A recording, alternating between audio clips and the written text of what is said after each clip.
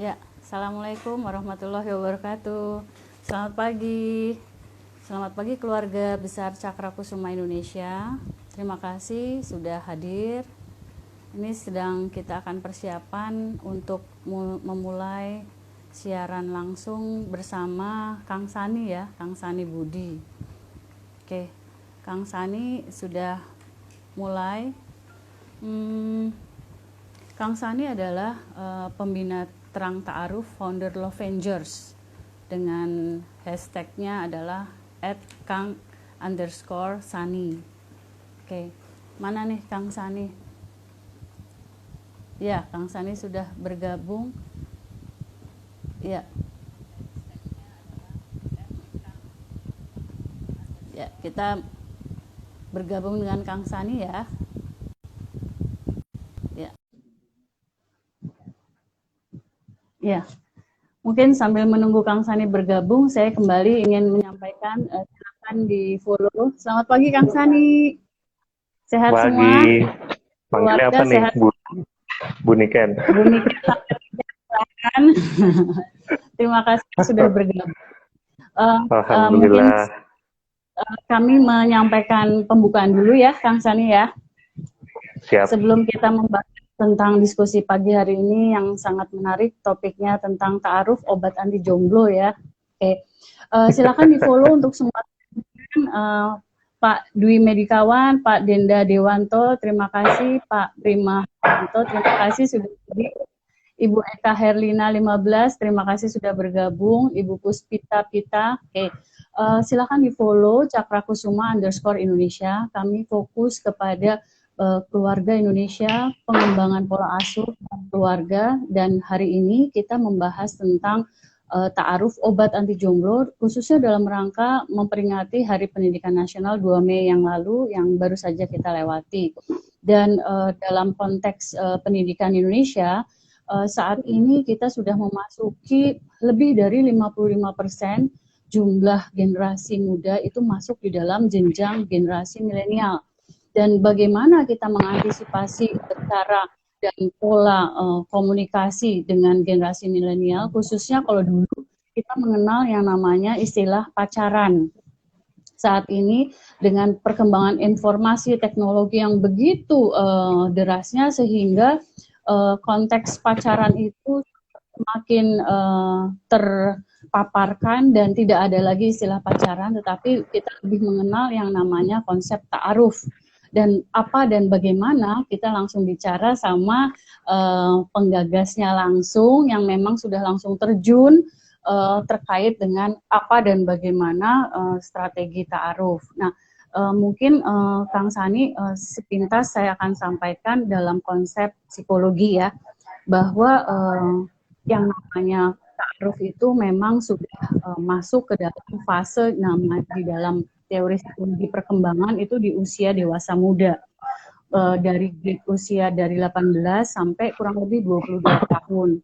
Tetapi karena di Indonesia ini kita budayanya adalah patrilineal, sehingga memang orientasinya itu kekerabatan. Jadi kekerabatan yang dimaksud adalah usia itu bisa menjadi range yang sangat fleksibel sekali, bisa mulai dari 16 tahun hingga sampai awal 30 tahun. Dan yang perlu disikapi di sini adalah tahap perkembangan sesuai dengan tahap fisik maupun psikologis. Nah, bagaimana pengalaman Kang Sani menggagas komunitas ini, mungkin disampaikan apa dan bagaimananya, sehingga keluarga Cakra Kusuma yang sudah bergabung dalam Insta Live Story ini bisa secara update, oh itu ternyata kalau mungkin selama ini kan masih sebatas apa sih antara ngawang gitu ya, ta'aruf itu bagaimana strateginya. Silakan Kang Sani, monggo. Bismillahirrahmanirrahim. Assalamualaikum warahmatullahi wabarakatuh. Waalaikumsalam warahmatullahi wabarakatuh. Ya, teman dari Cakra Kusuma ya. Ada Ya. Bu Niken, Pak Ervin, Mbak Nunu, mungkin Mbak Nunu standby nggak ya? Iya. Mbak Nunu jomblo juga ya? Bukan? Iya. Ya, nanti kita bahas ya. Siap. Kenapa? married Oh iya. Wahabi.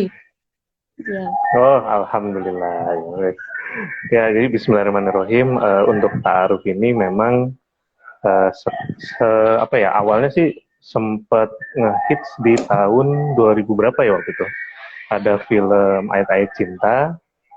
Nah, setelah itu adalah beberapa yang mulai pengen tahu ta'aruf itu apaan sih, gitu. Bedanya sama pacaran apa. Nah, kalau saya pribadi pernah ada tim, walaupun ada juga tim yang sekarang masih bareng, itu 2013 mengurus ta'aruf, menjodohkan, gitu, sempat bikin event, ikut ke tim-tim yang sudah eksis, terus kita masuk.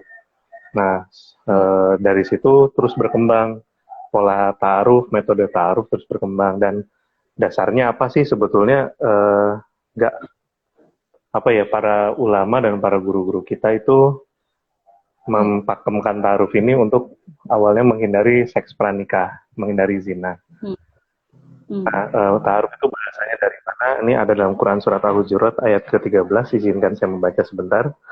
Auzubillahiminasyaitonirrajim. Ya ayyuhan nasu inna khalaqnakum min dzakari wa untha wa ja'alnakum syu'uban wa qabaila lita'arafu. Nah, lita'arafu ini artinya saling mengenal, karena kita diciptakan dari bangsa suku-suku yang berbeda. Nah, di apa tadi, usia dewasa muda ya? Usia dewasa muda, betul. Waktunya mereka jatuh cinta gitu. Adapun kalangan teman-teman yang hijrah nih, karena kebanyakan yang hijrah, yang ta'aruf itu, dia sudah hijrah, dia sudah mulai fokus ke ibadah, fokus ke agama. Setelah itu jomblonya nih masih gitu, kayaknya masih jomblo, gue harus ngapain ya? Nah, ta'aruf itu menyediakan ruang kesempatan untuk mereka supaya nggak kesasar lagi, karena dulunya mungkin mereka melakukan metode selain ta'aruf yang dimana metode tersebut mereka belum berhasil menikah, dan mereka ngerasa kayaknya agama gue nggak setuju deh kayak gini, kayaknya ada cara lain nggak ya kan, supaya kami nih yang udah hijrah ini nggak kesasar lagi nih, terus supaya kita nggak galau gimana. Nah, begitu kita sampaikan metode ta'aruf, waktu itu mulainya sebetulnya 2 tahun yang lalu kelasnya. Jadi kita membuat kelas April 2018, dan alhamdulillah sempat diliput oleh Net TV. Waktu itu di acara Halal Living, dan juga sempat kami diundang ke Indonesia Berbicara, itu di bulan Ramadan tahun lalu, bersama Mas Tommy Kurniawan dan istri, karena Mas Tommy Kurniawan juga ta'aruf ternyata dengan istrinya. Nah, itu semakin banyaklah yang ingin ta'aruf. Nah, namun seiring jalannya waktu, ta'aruf ini sekarang berevolusi menjadi kayak yang kita seperti matchmaker gitu, padahal bukan. Jadi konsep ta'aruf sendiri tetap kita menginginkan si peserta atau klien kita pun itu untuk menjemput jodohnya, jadi tidak menunggu. Aktif ya? Kan gue aktif, lebih ke proaktif. Jadi betul. Cewek gue nunggu dong, masa gue nembak cowok duluan? Nah, itu ada persepsi yang salah tentang ta'aruf, bahwa cewek nggak harus nembak duluan, tapi bisa mengajak duluan. Kurang lebih begitu sih. Mungkin nggak menembak duluan ya, tapi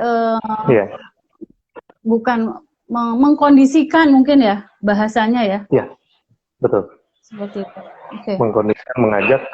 Misalnya kalau zaman kita dulu, kalau cowok kan cewek, terus tensin banget kalau ditolak kan. Nah, ini apalagi kalau cewek nembak cowok ditolak kan, tensinya bisa 2-3 kali lipat gitu.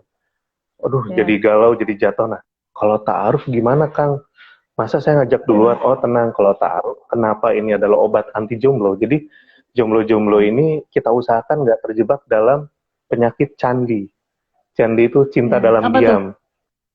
Wow, candi cinta dalam diam. Ini para ukti atau para sister yang terkagum-kagum sama orang yang ganteng atau soleh atau apapun yang menurut mereka ini bisa aja nih cocok jadi suami gue.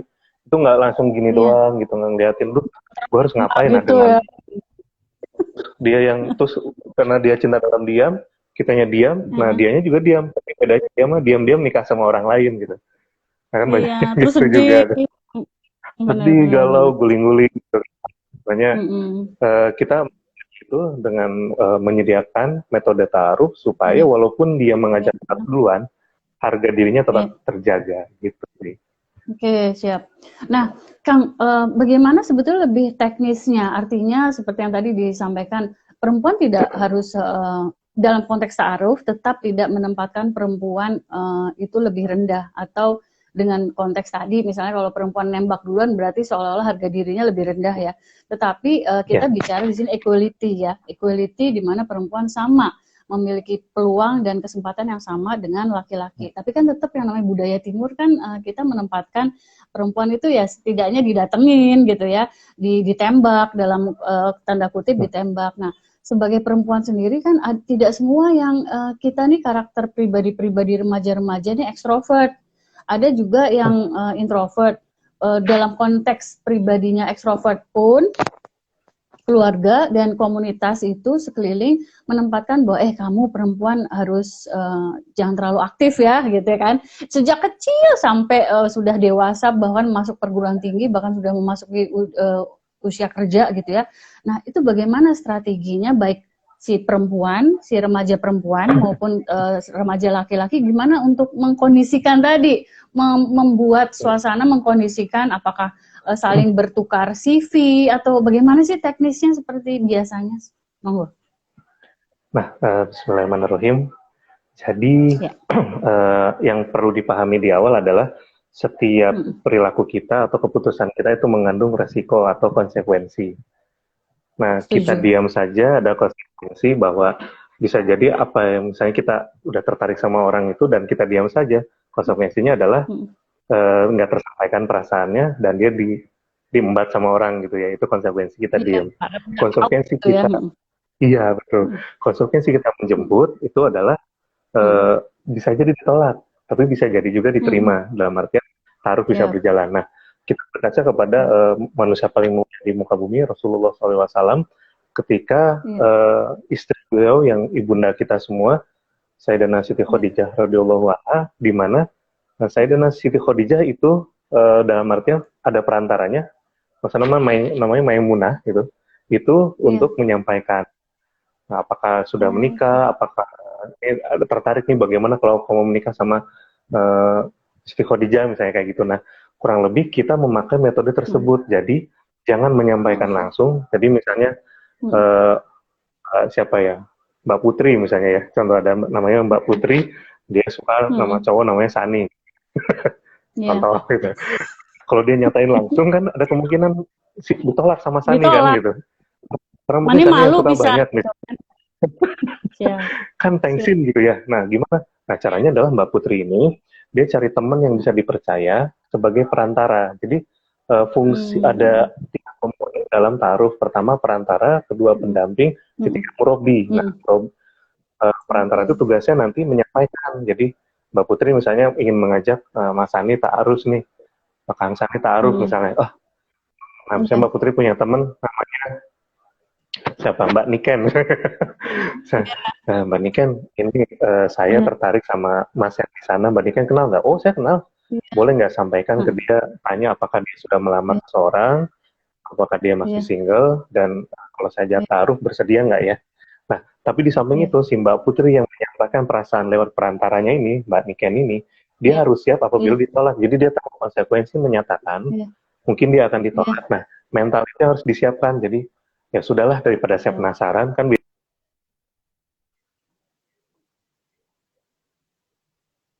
keputus. Nanti perantara menyampaikan, nah setelah itu nanti direspon oleh si laki-laki. Nah setelah respon, oh yang mana orangnya, itu orangnya misalnya lihat dari jauh itu bisa, atau diperlihatkan misalnya Instagramnya, ini orangnya, cuma ya kalau misalnya setuju, berikutnya tukar CV.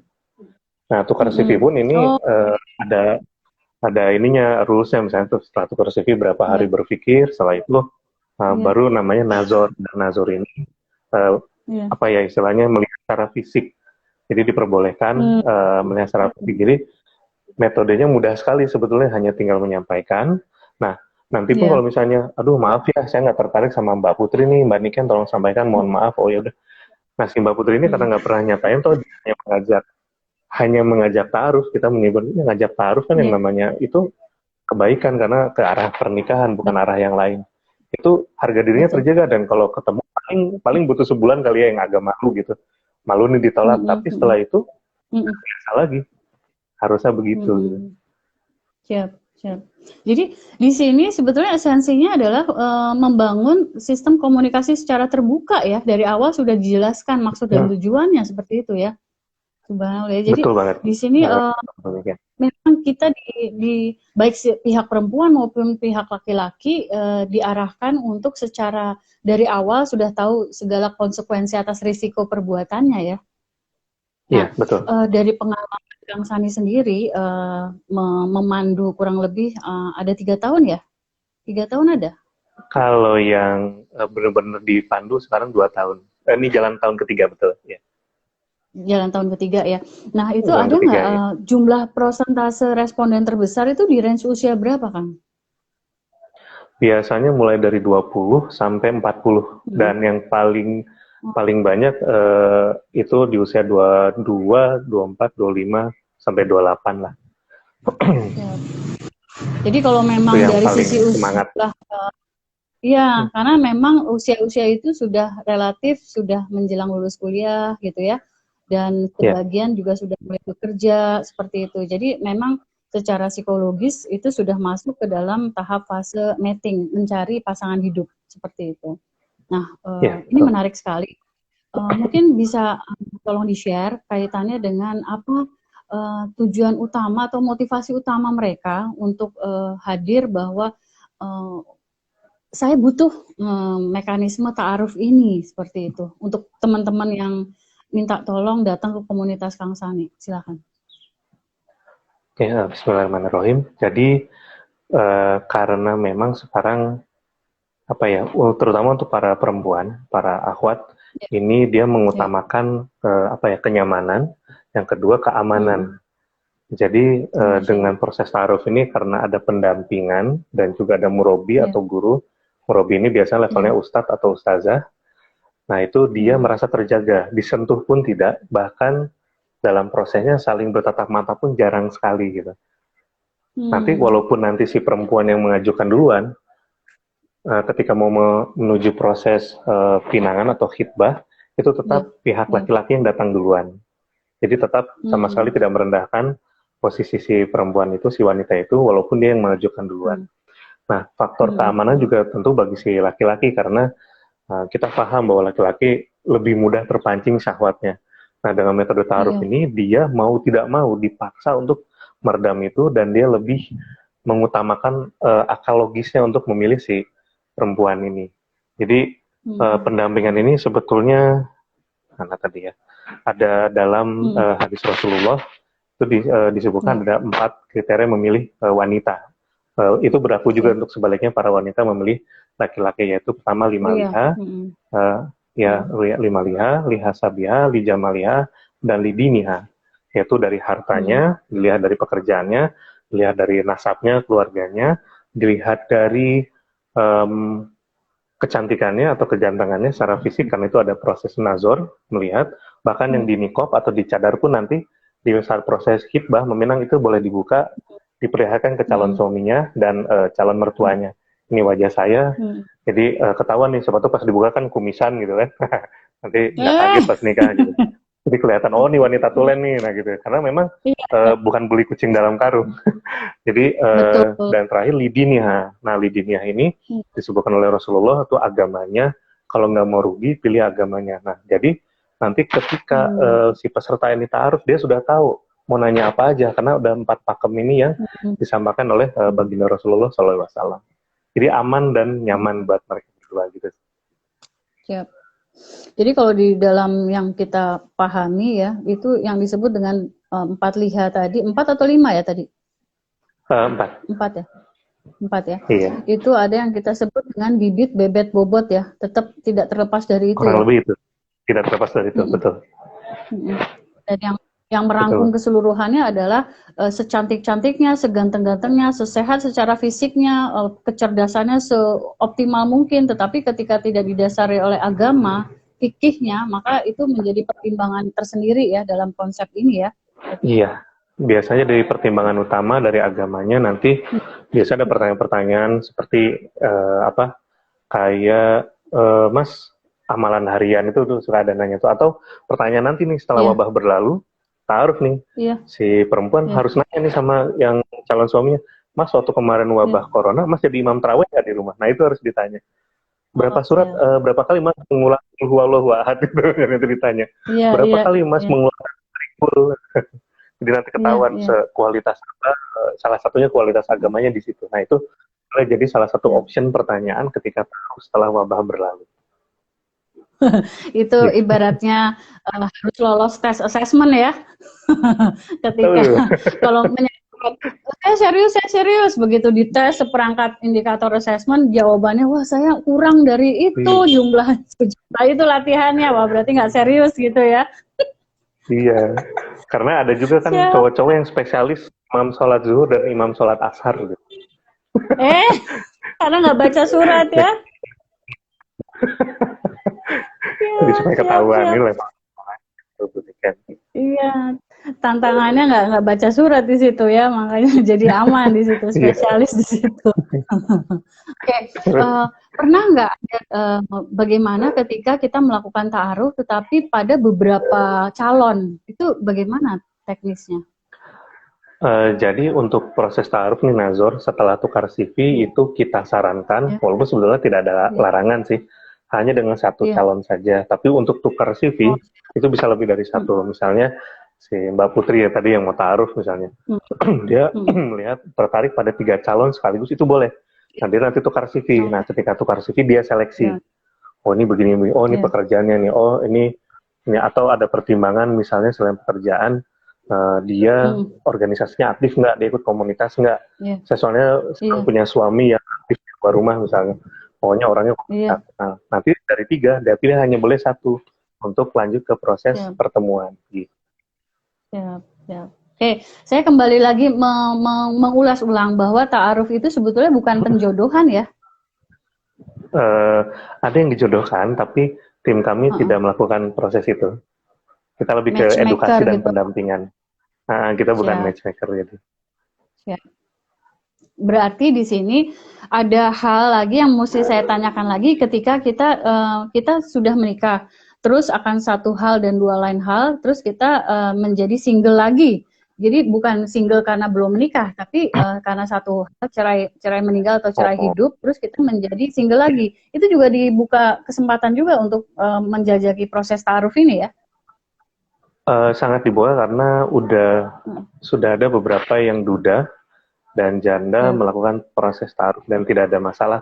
Yang penting calon pasangannya itu bisa paham. Nanti si duda atau janda ini pun pada prosesnya dia harus menceritakan kenapa dia bercerai, karena tentu si calon pasangannya dia harus melihat nih, dulu dia cerainya karena begini, atau kalau cerai mati itu sakit apa. Nah nanti dia bisa mengukur kira-kira rumah tangganya kayak apa ya. Nah, itu udah banyak sih yang melakukan. Dan ini satu pertanyaan yang semua orang mungkin bertanya konsep ini. Bisa nggak sih Witing Tresno jalanan soko kulino? Makanya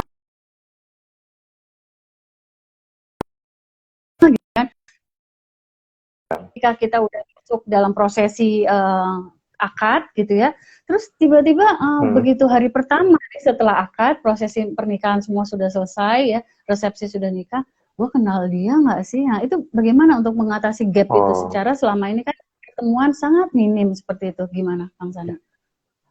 Jadi memang kita mengedukasi teman-teman yang mau ta'aruf adalah kembali ke niatnya. Kemarin juga kami sempat membuat live online waktu itu. Pekan lalu itu salah satu materinya adalah jangan sampai kita salah bergantung. Jadi ketika kita jatuh cinta sebelum menikah, itu sebetulnya kita tidak melarang banget, karena nggak mungkin nggak baper. Ta'aruf itu sudah pasti baper. Apalagi setelah pasti ada hatinya kan. Wah iya banget, itu mau yang kami temui ya sesuai apapun itu tetap aja dia wah gimana, ada yang kangen lah, aduh ini kan udah nunggu akad nikah. Masih ada, masa lempeng-lempeng aja ya. Nggak bisa lempeng ya. Pihak laki-laki maupun pihak perempuan. Nah ini bagaimana ya, pada akhirnya kita tetap membalikan bahwa kamu menikah sama dia tuh belum tentu jodoh kamu. Jadi tahu dari mana dia jodoh saya? Ya sepakat. Jadi Oh, perasaan cinta siap. udah terlanjur nih ya, udah terlanjur Mm-mm. cinta ya sudah, sekarang tinggal perbanyak istighfar dan diingat bahwa Mm-mm. kalau bergantung sama orang ya, misalnya Mbak Putri ini sudah dilamar oleh Mas Ani misalnya. Nah, pada Mm-mm. perjalanan dari lamaran ke akad ini ada jeda beberapa bulan misalnya mempersiapkan akad dan Iya, resepsi. Nah, itu kan diuji iya, banget biasanya. Kalau kami betul. percaya bahwa setan dan iblis itu berkolaborasi Ada terus, supaya nggak jadi. Nah, iya, betul, dibikin entah betul. mantannya datang, mantannya yang dulu, Iya, atau iya. dia kecengan dulu dikejar tiba-tiba muncul, terus dia Diganggu menggoda, aja merayu. Nah, coba. itu ganggu Iya, aja. iya. Nah, itulah fungsinya mentor atau pendamping dan murabi. Nah, disitulah Oh, si peserta taruh wajib untuk menceritakan kegelisahan hatinya. Nah, nanti dikelola. Cinta kamu mungkin nggak hilang, tapi dikelola ke arah yang lain, misalnya disibukkan hal-hal yang positif dan berguna misalnya. yang Jadi positif, cintanya betul. tersalurkan. Iya, dia aktif di komunitas, Mm-mm. dakwah, aktif bantu komunitas dakwah, dan pada akad itu jadi rasanya lebih indah. Jadi banyak yang ketika akad tuh megang Mm-mm. itu, ya Allah, pegang tangannya, bisa cium keningnya, Mm-mm. itu langsung Mm-mm. biasanya kita pertontonkan itu sama yang lagi ta'aruf nih, Iya, lihat nih. Kalau ta'arufnya iya, bener, iya, iya. beda. Cintanya tuh Mm. lebih teruji, oh gitu. Yang pada akhirnya ya, Iya, kalau memang udah cinta sih, kita udah nggak bisa menghalangi. Cuman kita iya, apa ya, sebagai mentor nih, kita alihkan iya. kegiatan lain atau coba Yang kadang-kadang di lebih coaching produktif juga sih. ya. Yang lebih Betul, betul. produktif, Oh, ada iya. proses coaching. Siap, siap. Ada ya, Iya, apabila dibutuhkan. iya, siap, siap. Iya, karena yang namanya perasaan, afeksi itu kan nggak bisa dikendalikan.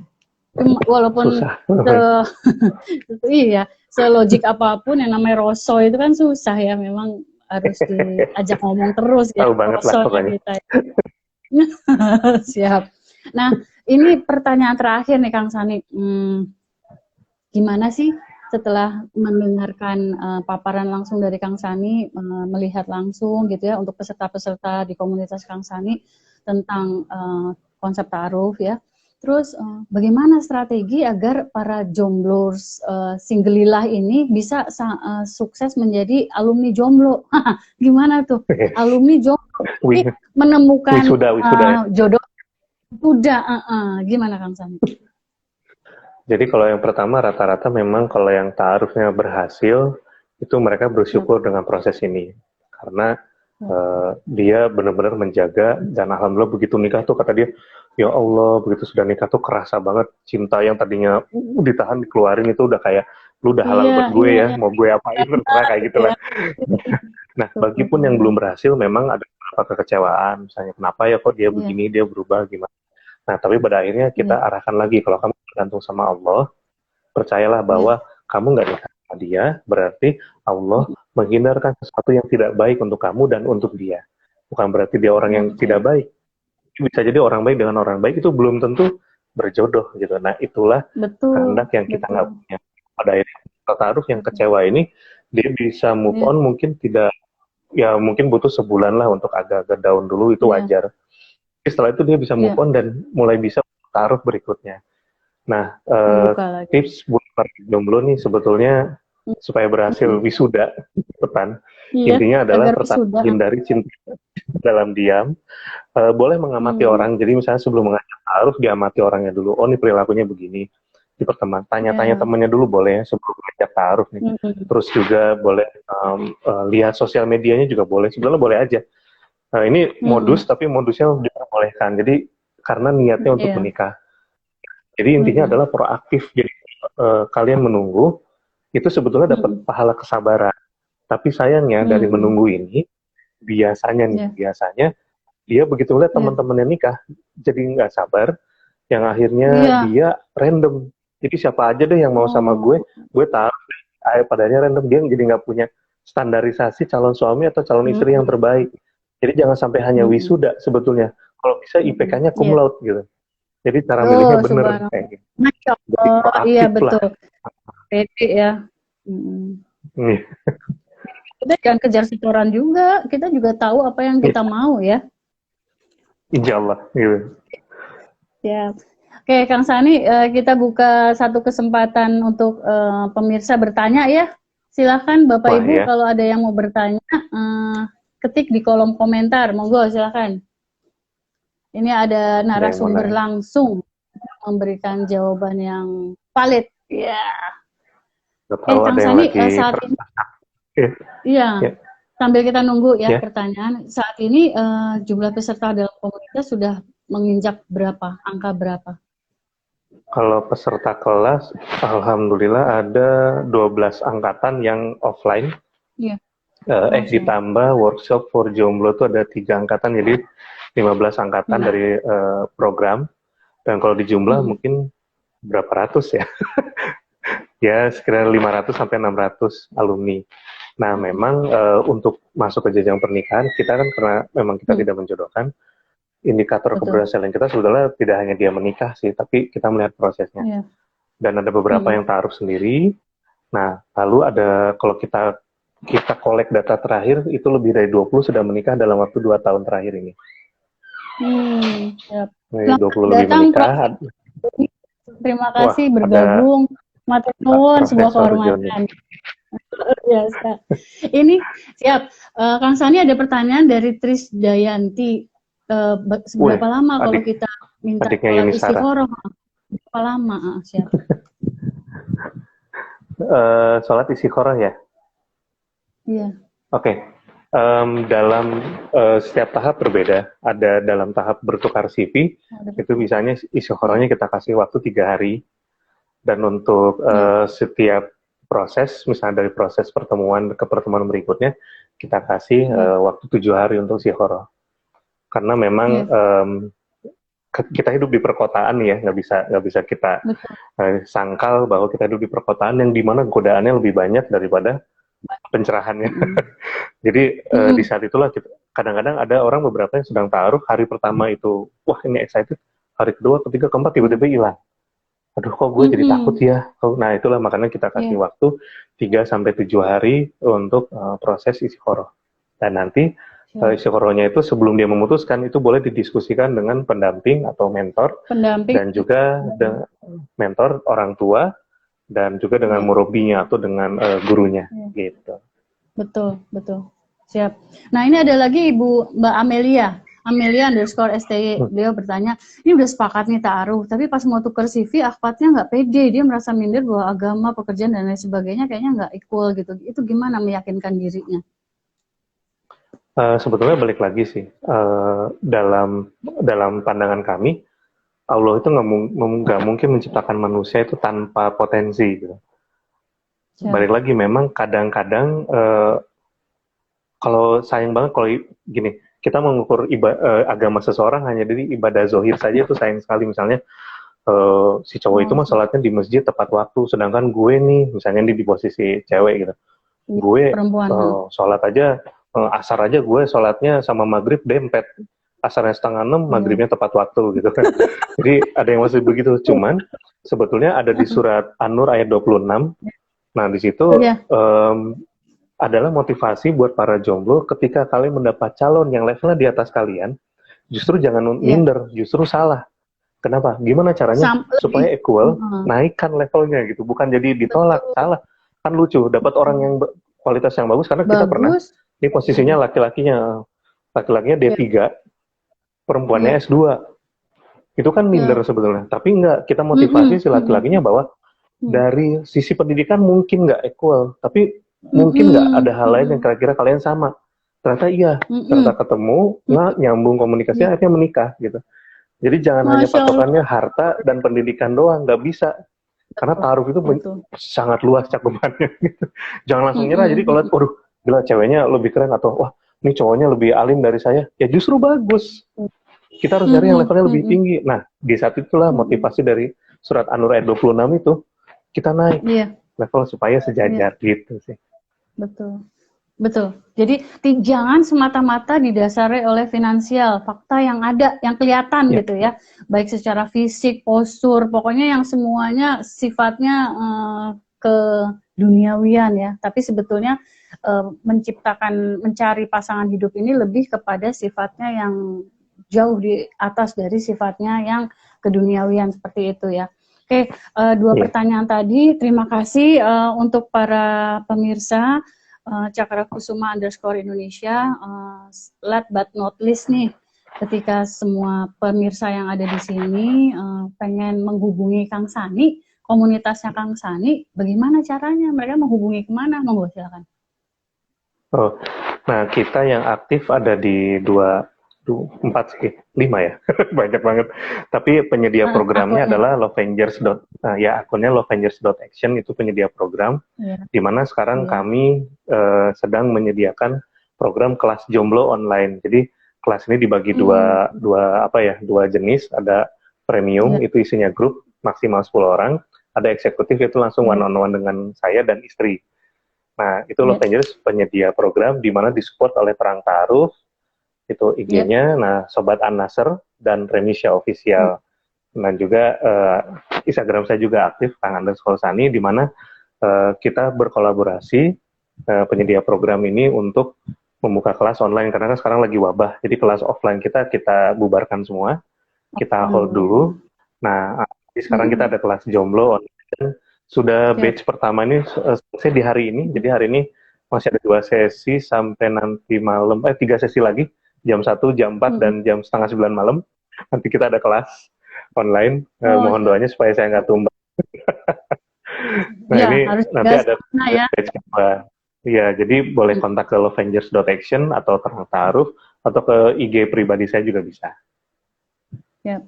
Jadi ada 5 akun yang pasti adalah hashtag Kang Sani ya, Kang Sani itu menjadi utamanya, dan Lovengers penyedia IG program. Lovengers ya, media programnya. Oke. Nah ini closing dari kami, tak disangka dan waktunya berjalan sangat cepat ya Kang Sani ya. Sukses Masya untuk Allah. program acara ini. Insya Allah waktu yang sangat semoga memberikan inspirasi untuk semua Cakrakusuma Indonesia. Dan jangan lupa di-follow juga Cakrakusuma_Indonesia, dan juga hashtag untuk Kang Sani, Lovengers, dan Kang_Sani, seperti itu. Dan satu hal yang saya rangkum dari kegiatan kita diskusi pagi hari ini, bahwa ta'aruf itu bukan perjodohan, tetapi lebih adalah bagaimana menemukan pasangan hidup kita yang sehati dan sejiwa, dunia dan akhirat. Itu membutuhkan 3 hal, ada perantara, ada pendamping, dan ada murabi. Dan jangan lupa ya, satu hal ini selain kita melihat bibit, bebet, dan bobot, ada hal yang paling utama adalah seberapa keyakinan calon kita itu, baik perempuan maupun laki-laki, kita melihatnya adalah sisi keagamaannya. Jadi tidak hanya kerohanian secara fisiknya, tetapi juga pemahaman dia terhadap fikih agama. Dan yang kedua lagi, kita sepakat jangan meniadakan peran orang tua ya, Kang Sani ya. Jadi walaupun ada pendamping, ada orang tua sebagai significant others atau support people yang paling terdekat untuk para jomblo-jomblo ini yang masih memiliki orang tua, tolong itu dijadikan sumber pertama untuk sebetulnya filosofi mereka itu mendapatkan calon mantu itu seperti apa sih, seperti itu. Tadi kan disampaikan juga suku yang begitu banyak ya, begitu banyak manusia di muka bumi ini, filosofinya ayah kita apa, ibu kita apa, mendapatkan calon mantu itu juga dimintain pendapat selain dari utamanya tadi yang kedua, ada perantara, pendamping, dan murabi ya, Kang Sani ya. Oke. Nah, dari sini saya secara ilmu psikologi di sini melihat ada persamaannya bahwa tidak hanya kita melihat keagamaannya, tetapi juga tetap dilihat fisiknya, sehat nggak nih?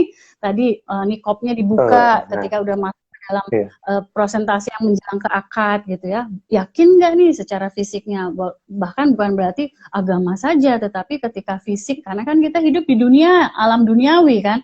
Jadi yang tetap yang namanya sehat fisik dan psikologis itu tetap wajib seperti itu. Jadi itu semua yang menjadi inti dari benang merah diskusi pagi hari ini ya Kang Sani. Sebelumnya kita sapa dulu semua ya yang sudah bergabung nih Kang Sani, lumayan banyak sekali nih ya. Saudara Uli Acin, Uli ACN, Eri Maulina, Mbak Eri ya. Terus Gita, terima kasih. Jasmine Nekeng, Jasmine, Anwar FZ, M. Lutfi PG, Selvia Rahman, Astri Fitra Watch, Amelia STP, Ana Borces, Wiki Tama, Isnalizia, Wahidin 96, DPSZO, II Fauzia, Yudhistiro, Eka Purnamasari 237, Dinda Dewanto, Eka Herlina 15, Fitri 8686, DPS 268, Nando Safitri, Adentia 45, Sabatan Nasr, Danang NF, Amelia STY, Tari RHY 92. Wah, subhanallah, banyak sekali nih. Edo Hendrix, Namida LO, Dea TJS, Trisdayanti 97, Ara Zahra, Junaidi Haikal, Hermana Joni, Prof. Maturnuun, Cocor, Genta Ripta, Eka Loba, _010295, Anissa Au, Sinlinela.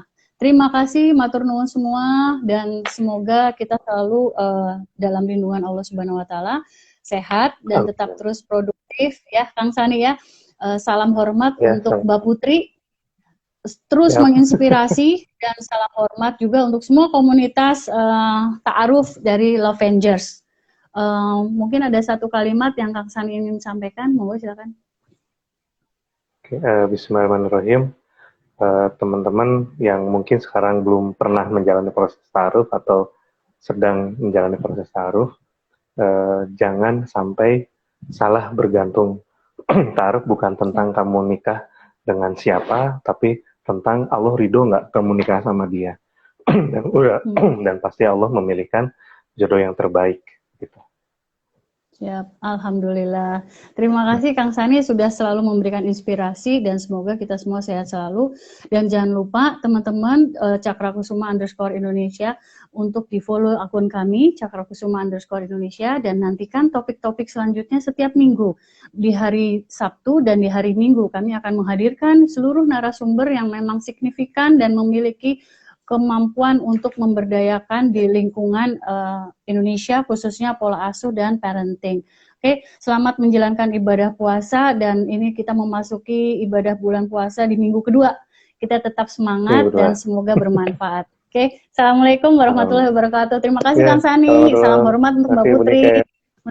Salam untuk Pak Ervin. Iya, nanti disampaikan siap. Assalamualaikum. Salam.